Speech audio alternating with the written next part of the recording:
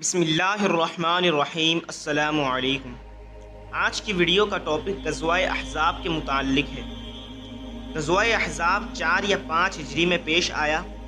اس جنگ کا دوسرا نام غزوہ خندق بھی ہے۔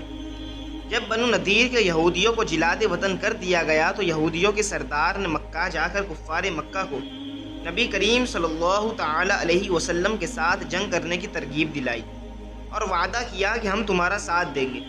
چنانچہ ان یہودیوں نے کثیر تعداد میں ہتھیار اور رقم دے کر کفار مکہ کو مدینہ پر حملہ کرنے پر ابھار دیا، اور ابو سفیان نے مشرکین اور یہودیوں کے بہت سے قبائل جمع کر کے ایک عظیم فوج کے ساتھ مدینے پر دھاوا بول کر حملہ کر دیا۔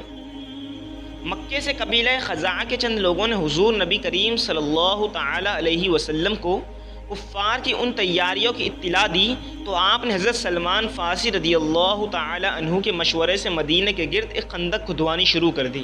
اس خندق کو کھودنے میں مسلمانوں کے ساتھ خود رحمت عالم صلی اللہ تعالی علیہ وسلم نے بھی کام کیا۔ مسلمان خندق کھود کر فارغ ہی ہوئے تھے کہ مشرکین ایک لشکر جرار لے کر ٹوٹ پڑے اور مدینہ طیبہ پر حملہ بول دیا، اور تین طرف سے کافروں کا لشکر اس زور و شور کے ساتھ امڑ پڑا کہ شہر مدینہ کی فضاؤں میں ہر طرف گرد و غبار کا طوفان اٹھ گیا۔ اس خوفناک چڑھائی اور لشکر کفار کی مارکہ آرائی کا نقشہ قرآن کی زبان سے سنیے۔ اذ جاؤکم من فوقکم ومن اسفل منکم واذ زاغت الابصار وبلغت القلوب الحناجر وتظنون باللہ الظنون هنالک ابتلی المؤمنون وزلزلوا زلزالا شدیدا۔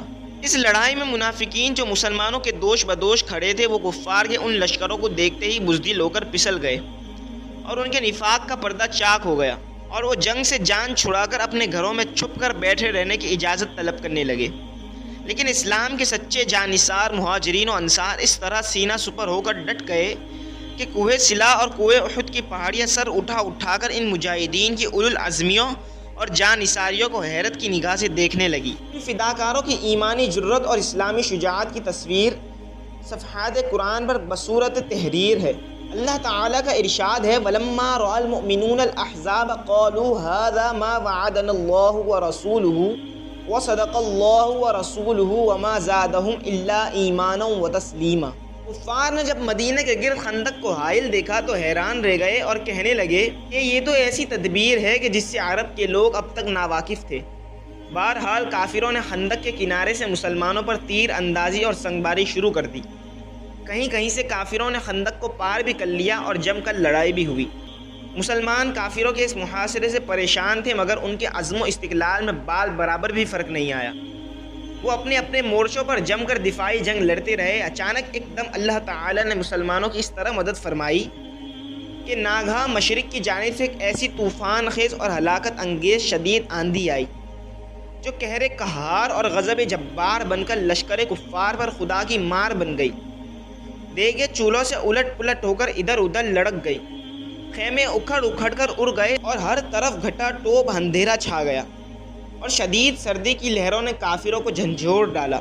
پھر اللہ تعالیٰ نے فرشتوں کی فوج بھیج دی جن کے رعب و دبدبے سے کفار کے دل لرز گئے اور ان پر ایسی دہشت و وحشت سوار ہو گئی کہ انہیں راہ فرار اختیار کرنے کے سوا کوئی چارہ ہی نہ رہا۔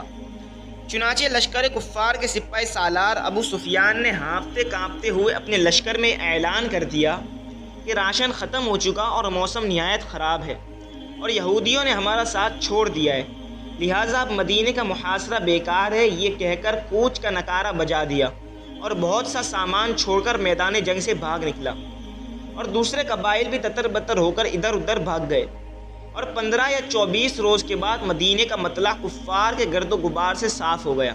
غزوہ احزاب کی یہی وہ آندھی ہے جس کا ذکر اللہ تعالیٰ نے قرآن میں اس طرح فرمایا یا ایھا الذین آمنوا اذکروا نعمت اللہ علیکم اذ جاءتکم جنود فارسلنا علیہم ریحا وجنودا لم تروها۔ اے ایمان والو، اللہ کا احسان اپنے اوپر یاد کرو جب تم پر کچھ لشکر آئے تو ہم نے ان پر آندھی اور وہ لشکر بھیجے جو تمہیں نظر نہ آئے۔ اس واقعے سے ہم کو یہ سبق ملتا ہے کہ جب کفار کا مقابلہ جنگ میں ہو تو مسلمانوں کو کسی حال میں بھی ہرگز مایوس نہ ہونا چاہیے اور یہ یقین رکھ کر مقابلے پر ڈٹے رہنا چاہیے کہ ضرور نصرت خداوندی اور امداد غیبی مسلمانوں کی مدد کرے گی۔ بس شرط یہ ہے کہ اخلاص نیت کے ساتھ مسلمان ثابت قدم رہے اور صبر و استقلال کے ساتھ میدان جنگ میں ڈٹے رہے۔ چنانچہ جنگ بدر، احد اور جنگ احزاب وغیرہ کفر و اسلام کی لڑائیوں میں یہ منظر نظر آیا کہ انتہائی مشکل حالات میں بھی جب مسلمان ثابت قدم رہے تو غیب سے نصرت خداوندی اور امداد غیبی نے اس طرح جلوہ دکھایا کہ اچانک جنگ کا پانسا پلٹ گیا اور مسلمانوں کو فتح مبین حاصل ہو گئی اور کفار باوجود اپنی کثرت و شوکت کے شکست کھا کر بھاگ نکلے۔